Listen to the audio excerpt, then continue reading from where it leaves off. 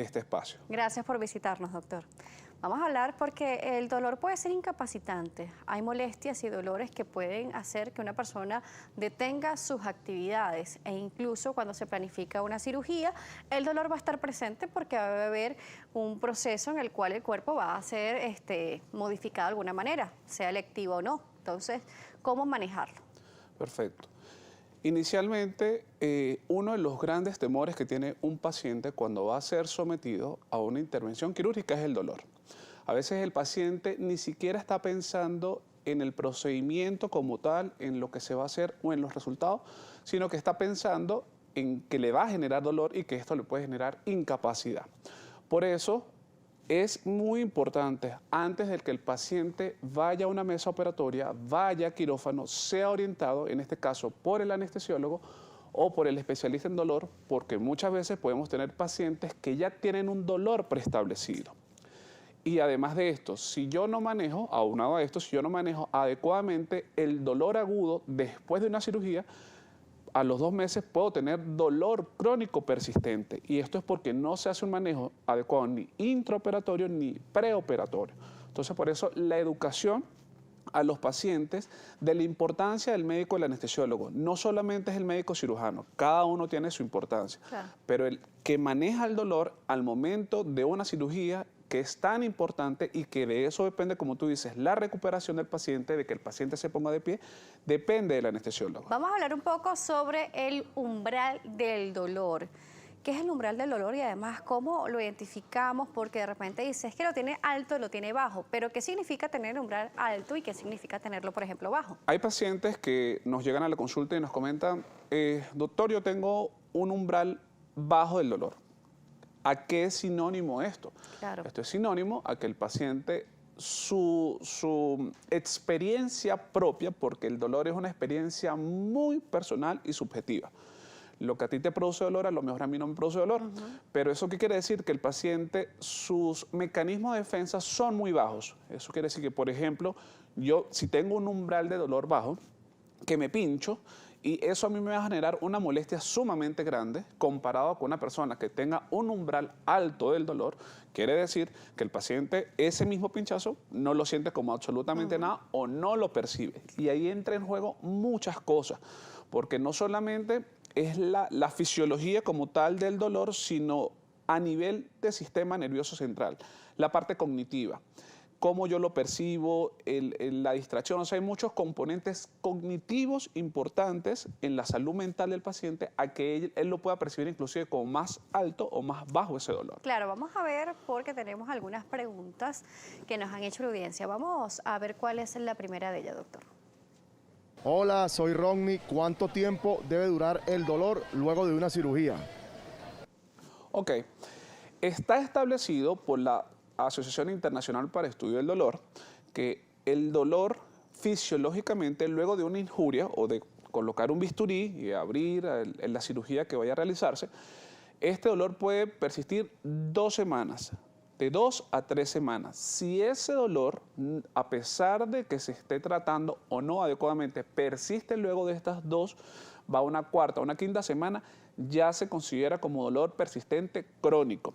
Y esto, si no es tratado, hace que el paciente quede con secuelas y que posteriormente dolor y más dolor y más dolor. Por supuesto, el dolor, ¿cómo se aborda? Vamos a seguir viendo las inquietudes de la audiencia. Mi nombre es Christopher y mi pregunta es la siguiente. ¿Cuáles son los tratamientos más novedosos para tratar los dolores post-operatorios? ¿Cuáles son esos tratamientos novedosos, doctor? Actualmente, Daniela, hay algo que se llama el abordaje de varios sistemas o de múltiples fármacos, no solamente fármacos, sino de medicina intervencionista que le podemos brindar al paciente. Hay mucho temor con respecto, o la mayoría de los pacientes piensa que es solamente dormir al paciente y colocarle algo endovenoso y ya. Actualmente hay lo que es la anestesia regional, es decir, ahorita en pleno siglo XXI es innecesario, por ejemplo, que si yo tengo una cirugía de mi dedo índice, yo tenga que dormir completamente al paciente. No es necesario. En anestesiología tenemos como como un lema de que entre menos se coloque, mucho mejor. Solamente lo estrictamente necesario. Entonces, si yo tengo, por ejemplo, voy a una cirugía de mi dedo índice, con bloquear solamente mi dedo índice, el lugar de la cirugía, es necesario. No es necesario colocar algo para dormir al paciente, al menos que el paciente lo amerite, por ejemplo, que sea muy nervioso, que necesite una sedación leve. Una sedación más la anestesia Es localizada. regional, exactamente. Inclusive para la analgesia postoperatoria, lo último en boga es que supongamos que vamos a una cirugía de rodilla, que es muy frecuente ahorita. Al paciente efectivamente, o ahorita lo dormimos, pero después antes de empezar la cirugía, se hace un bloqueo de esa región, de manera que los requerimientos anestésicos y analgésicos después de la cirugía sean mucho menores porque ya yo estoy bloqueando toda la información sensitiva de esa rodilla. Entonces, el postoperatorio va a ser mucho mejor. El paciente se va a poder poner de pie inmediatamente luego de la cirugía. O sea, hemos tenido pacientes experiencias sumamente buenas, que lo que uno busca es que la recuperación del paciente sea muy óptima. Si hacemos un bloqueo de la rodilla, el paciente inclusive a las 2 o 3 horas de una cirugía de rodilla, dependiendo del tipo de cirugía obviamente, hay tipos de cirugía que lo permite, el paciente puede estar de pie y caminando y sin dolor, sin dolor. Es muy importante. Claro. Le consultaba esto porque, bueno, en el pasado cuando la anestesia no existía, bueno, las operaciones debían hacerse de manera cruda, ¿no? Por llamarlo de alguna manera. Correcto. Y la anestesia llegó como un paliativo realmente a la humanidad, porque nos ayudó a irnos a procedimientos necesarios o electivos en los cuales el paciente puede estar tranquilo, dormido y no sentir nada. O sea, esto no garantiza que al despertarte no vas a sentir dolor porque, bueno, tu cuerpo está siendo manipulado. Esto es una gran realidad. ¿Cómo hacer entonces para que este cuerpo, al momento de despertar, luego de una cirugía, esté mucho más tranquilo y sienta menos dolor? Es muy importante porque, bien te decía al inicio, no solamente es importante la figura del cirujano, por ejemplo, en cirugías estéticas. El paciente está enfocado en quedar, pero el conocer al anestesiólogo, la persona que va a tener en sus manos su vida, es sumamente importante.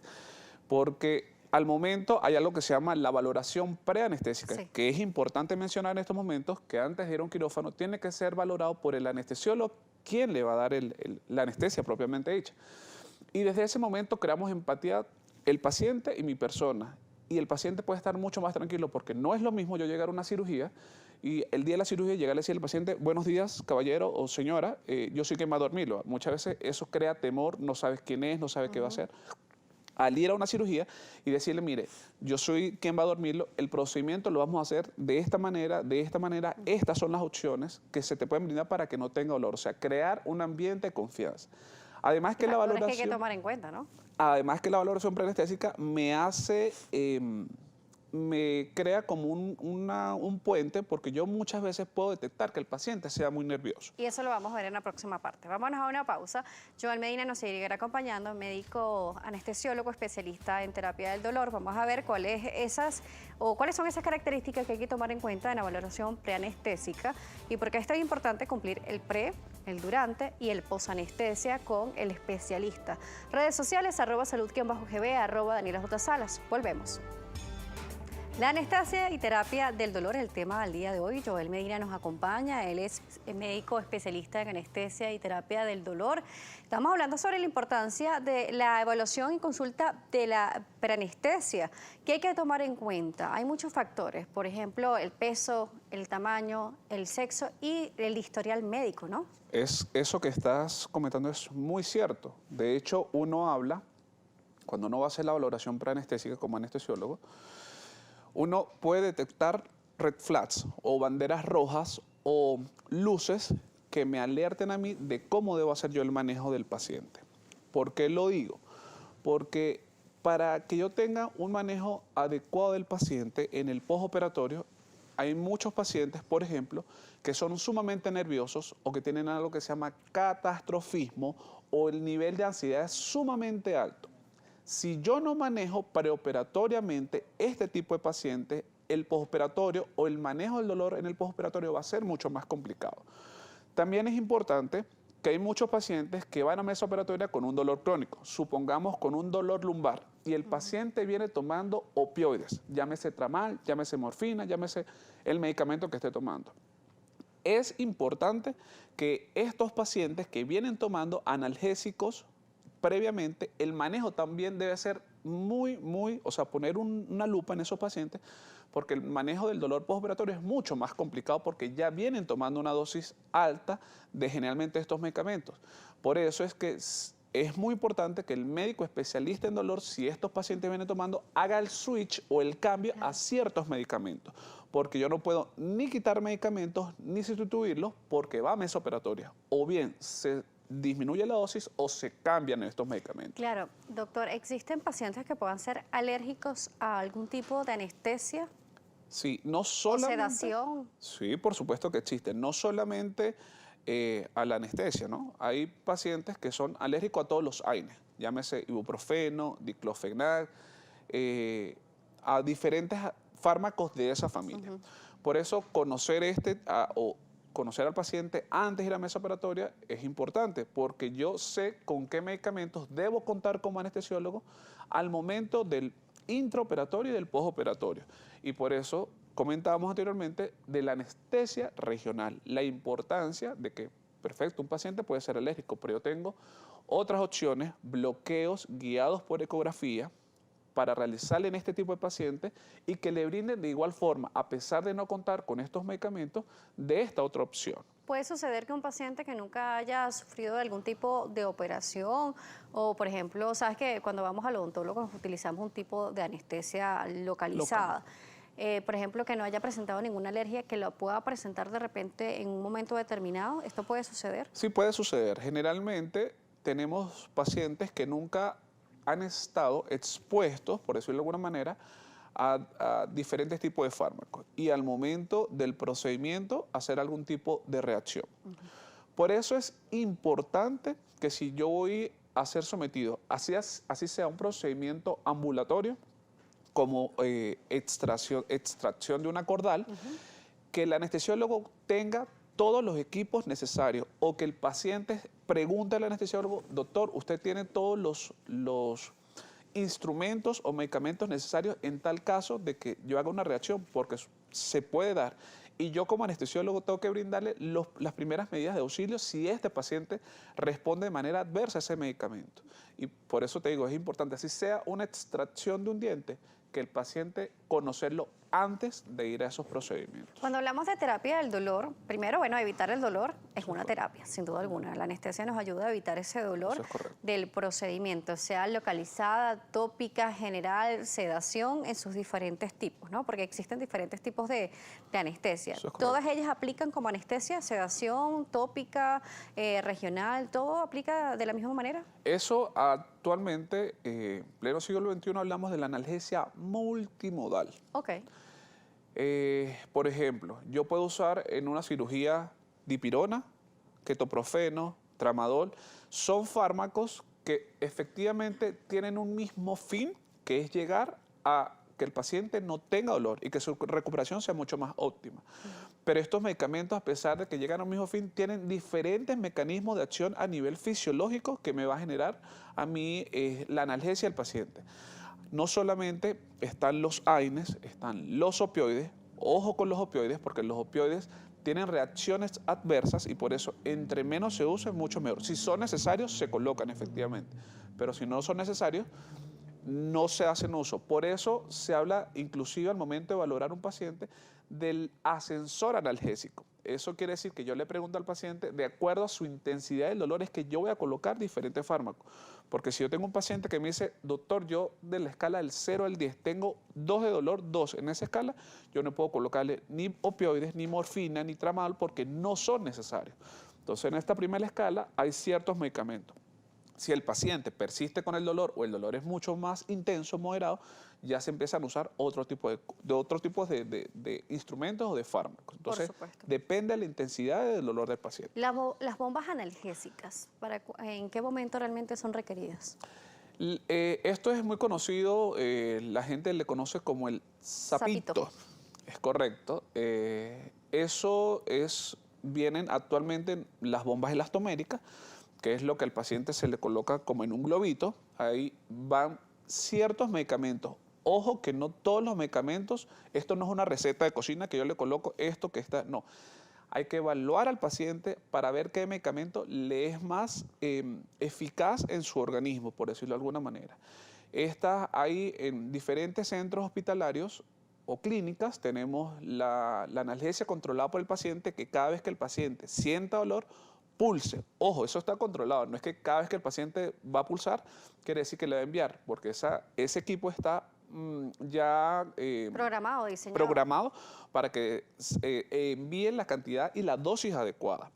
Y no la que el paciente, porque obviamente puede ser la dosis máxima para cada paciente. Es importante que estas bombas, ¿quiénes lo ameritan? Si yo voy a una cirugía que genera dolor, porque efectivamente hay cirugías que son mucho más dolorosas que otras. Por ejemplo, una cirugía de tórax está descrita como las más dolorosas. Si yo no hago un manejo multimodal de esta analgesia, bien sea con una bomba, pues efectivamente sabemos que la recuperación va a ser mucho más tórpida, mucho más complicada. Entonces, tener presente qué tipo de cirugía, a qué tipo de cirugía voy a estar involucrado. En la cirugía estética se usa mucho cuando se va a hacer mastopexia, cuando se va a hacer lipoescultura, lipobasia, que efectivamente son diferentes zonas del cuerpo a las que está sometida a estrés. Entonces, y si el paciente, ya yo lo conozco y sé que tiene un umbral bajo del dolor, es decir, que cualquier cosa le va a generar dolor, pues sería recomendable colocarlo. Ojo con lo que digo, que no es una receta de cocina. Claro, y si una persona con umbral de dolor bajo, que todo le duele, y le colocan la bomba o el sapito, igual le duele, ¿qué pasa? Ahí ¿Qué se hace con entra ese paciente? ahí entra la importancia del médico anestesiólogo especialista en dolor. Sería lo ideal, ¿no? Porque yo debo monitorizar a mi paciente aproximadamente por 72 horas. Hay pacientes que efectivamente me he encontrado, bueno, tuve la bomba, igual tuve dolor. No es la idea, porque por eso nos hemos formado, porque hay otras opciones que se le pueden brindar al paciente que en pleno siglo XXI no desarrollen dolor postoperatorio.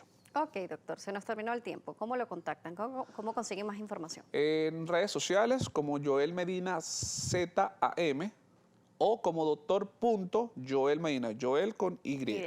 Ok, gracias por acompañarnos el día de hoy. En pantalla también tienen las redes sociales del especialista para que puedan consultarle información y seguirlo. Joel Medina nos estuvo acompañando, médico anestesiólogo especialista en terapia del dolor. Gracias a ustedes por acompañarnos, la sintonía, en la participación. Recuerda que en las redes sociales, en @salud_gb, está el link de YouTube. Ingrese, haga clic, suscríbase y así ve las entrevistas que hacemos nuevamente para ustedes.